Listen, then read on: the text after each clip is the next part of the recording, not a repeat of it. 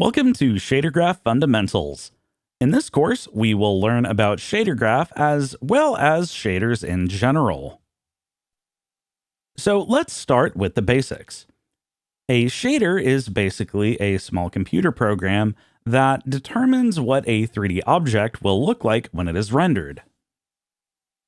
With Unity, there are two main ways that you can author shaders. You can write shader code with your favorite IDE, or you can use Shader Graph to use a visual editor to author shaders in that way. Regardless of which method you choose, just know that under the hood, everything is being rendered with a shader. Let's take a look around this scene very quickly to see a handful of different effects that have been achieved using a shader. So our project is using the Universal Render Pipeline, which uses a method called PBR, or Physically Based Rendering, to draw objects to your screen.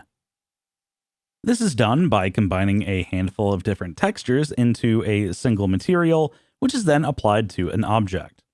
For instance, this runway has a material applied to it, which is driven by texture inputs that are fed through a shader. Likewise, this airplane on the runway is doing the exact same thing. And that's just the tip of the iceberg.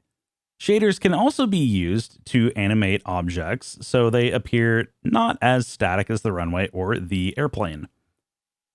For example, this grass in the middle of the runway is slowly swaying in the breeze, and this is accomplished with a shader. Likewise, the windsock on top of this metal hanger is flapping up and down with the breeze, also accomplished by a shader.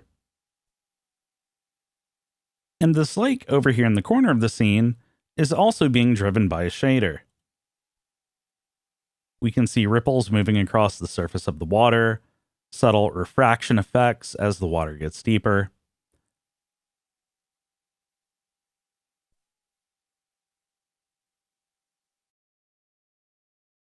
And really, these are just the first steps that you can take when using shaders.